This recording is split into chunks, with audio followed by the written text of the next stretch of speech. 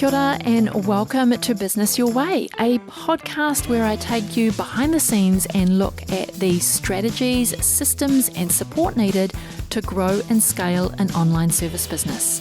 One that not only supports you and your family financially, but one that gives you the freedom to live the life of your dreams.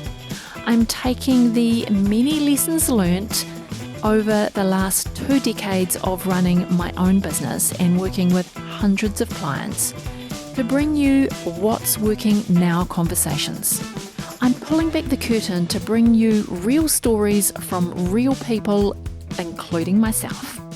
We're going to talk about everything from how to get clarity on your vision, creating systems so you can automate and delegate, how to hire a kick-ass team that creates raving, returning and referring clients. We're even going to talk about how to kick those limiting beliefs to the curb so that you can flourish in your business.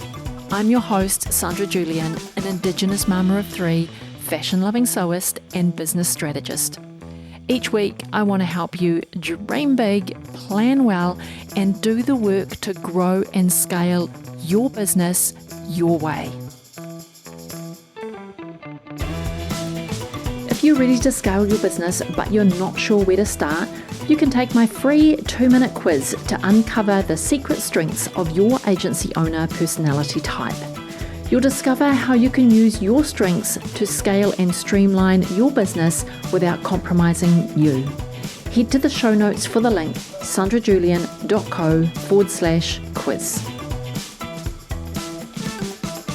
Hey friend, welcome. This is episode 82 of Business Your Way. Today I'm diving into proposal writing, and specifically I'll be examining 3 common myths that many small business service providers believe when it comes to crafting proposals that will win them clients. Because proposal writing can be a daunting task for many service providers. Doesn't matter whether you are new in business or maybe you have been around the block a few times. And it's easy to fall into the trap of believing that there is only one right way to write a proposal, when the truth is that there are many different approaches and strategies that can be successful in winning clients and growing your business. But today I'm going to focus on the proposal for the small business service provider, because there's a different kind of proposal if we were writing the technical proposal required to build a bridge in the middle of the city. And that's not us. We are the small service provider providing one-on-one services to our clients to work with them in a rather intimate way. So in this episode, I'll be taking a closer look at the 3 myths that can hold you back if you're a service provider when it comes to writing winning proposals. I'm going to explore some of these strategies and tactics that can help you overcome these misconceptions so that you can craft more effective proposals and win more business. So whether you are just starting out in business or you're a seasoned service provider looking to up your proposal game, this episode is for you. So grab a cup of coffee, pop in those earbuds, sit back and join me as I explore the truth behind these common proposal writing myths. Myth number 1. This is the myth where you believe that proposals need to be long and detailed to be effective. And this couldn't be further from the truth, because the longer the proposal, the more likely you are to cause overwhelm for the person that's reading your proposal. And when they get to that point of overwhelm, then they're going to lose interest and they're going to stop reading and they're going to put you at the bottom of the pile. Maybe they don't have a pile of proposals, but they're just going to lose interest and they're just going to close it and they're just not going to come back to you. Because effective proposals should be concise, focused, and that they should actually communicate the key value proposition that you have for them really clearly and succinctly. You don't want to include your whole life story and the kitchen sink in your proposal. So if you have this belief that longer proposals are better, this may actually stem from a desire that you might not even realize that you have, but this desire to showcase everything about your business. You're trying to put your whole life story and your business journey into your proposal in order to demonstrate that you know what you're doing and that you can actually do the work that they are asking you to help them with. So examine your own belief. You may be trying to justify or validate yourself, and this is where you try and put everything into your proposal. And this approach actually works against you because you end up by overwhelming and confusing the person that is reading your proposal. So in your proposal, you want to focus on the key benefits and outcomes that your service and your business can provide to that prospective client. So rather than getting all bogged down in the unnecessary details and the jargon, a more concise and focused proposal that communicates your key points and demonstrates the overall impact that your service will provide is going to be a way more engaging read for that prospective client that you are trying to win over. So your proposal should focus on their specific needs and pain points, and then highlight your key value proposition in a way that resonates with them. So I encourage you to experiment with different proposal lengths and formats. And the only way that you're going to know what works and what doesn't is to track and analyze the results over time to determine the approach that is most effective in winning new clients for your business. Myth number 2, proposals are all about showcasing my expertise and qualifications. And while it's important to demonstrate your expertise and qualifications in your proposal, that's not the only thing that your prospective client is looking for, if they are looking for it at all. Prospects are interested in how your service will address their specific needs and solve their problems. Therefore, a proposal should be tailored to that prospective client's needs and include a clear, specific solution that addresses their pain points. So, contrary to popular belief, a proposal isn't about you. There seems to be this belief that proposals are primarily a vehicle for showcasing expertise and qualifications. And I can see where this belief has been formed, because if you've ever downloaded a proposal template from the internet, or maybe you have used one of the Canva templates, the first thing those templates seem to do is talk about you as the service provider. The templates provide placeholders for you to showcase you, your expertise, your qualifications, your team. It talks about you, and this is one of the biggest mistakes. And it's a mistake that is easily made because of these templates. And where I think this might come from is that we think the proposal is about impressing this particular prospect and winning them over to come work with you. And when you're trying to showcase that you are the best person for the job, and this is where profiling your business and what you do first up in a proposal, this is where it can actually work against you.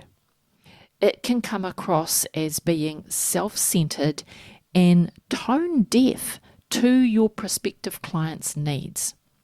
And you don't want to make this mistake. So if this is what you are doing in your proposals at the moment, then you might need to lean in a little bit more.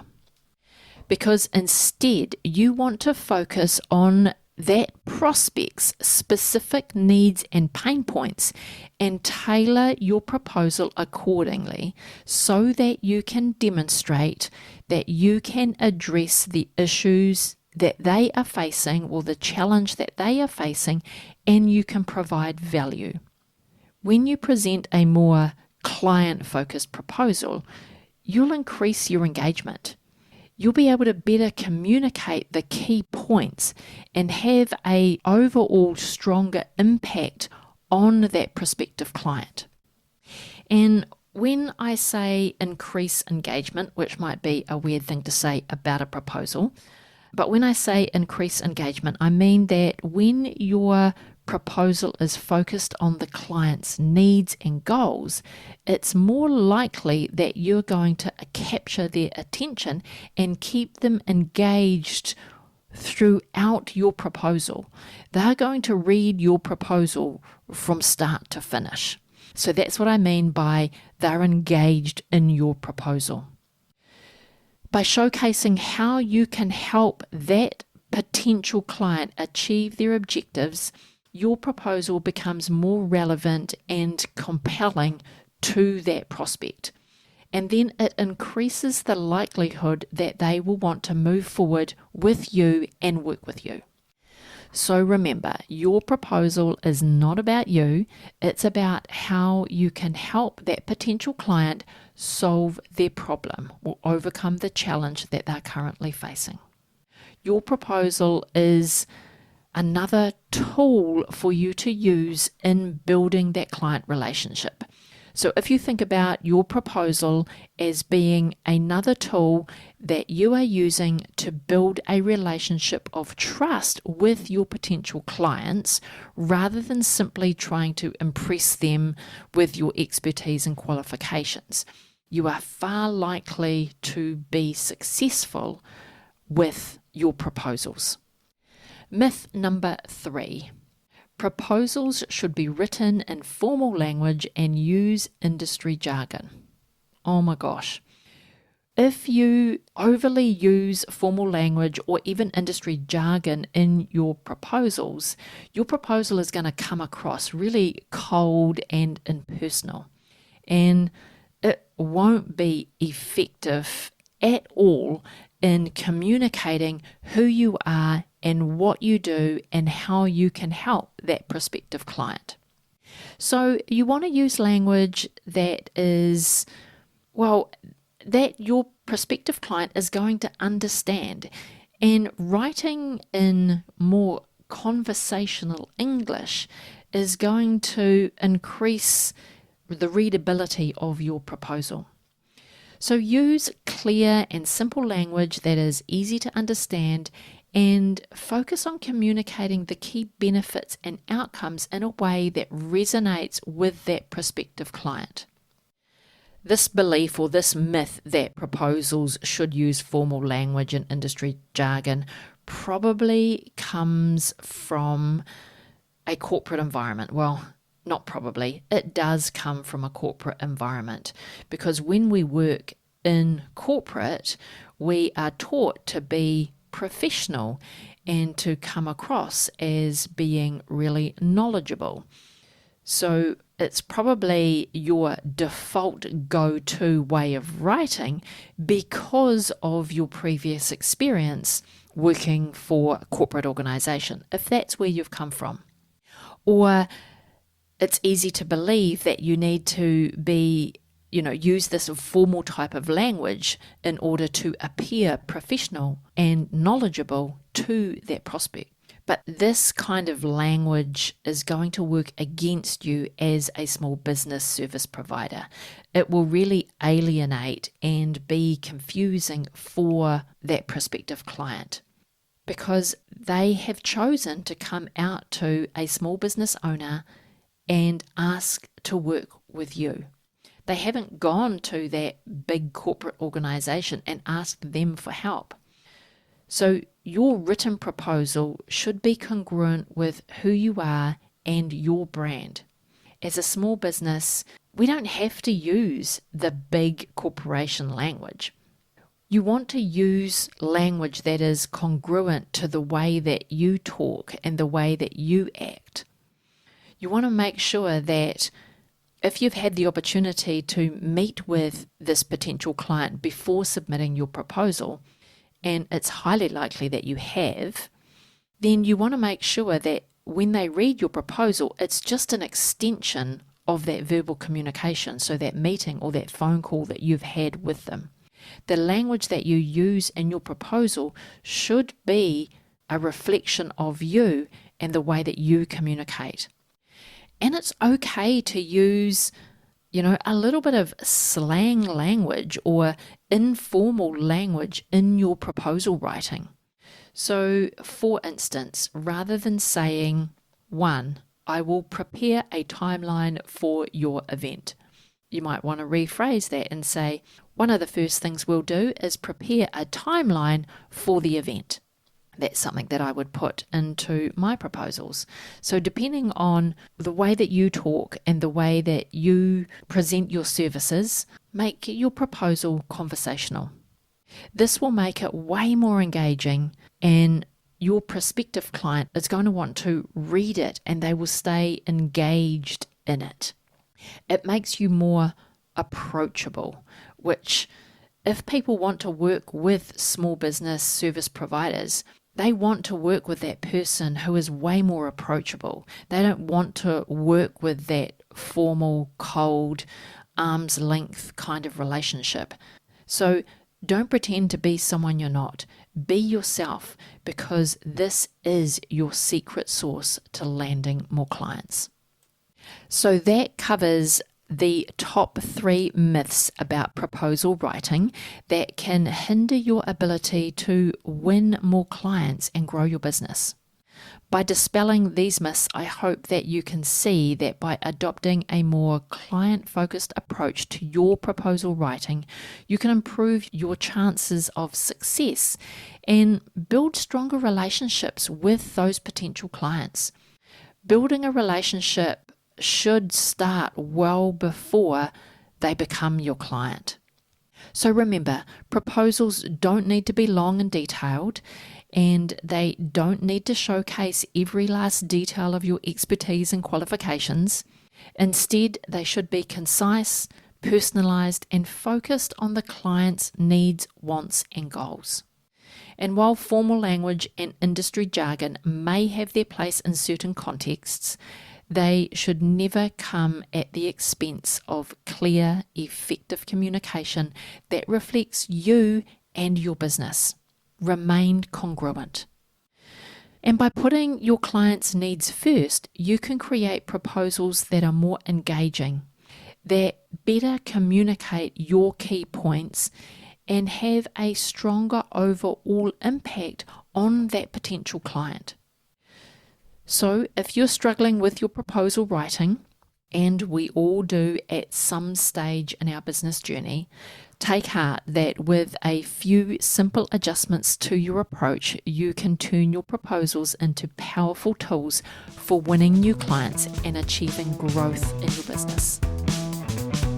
Before you go today, I want to thank you for being here and listening all the way to the end.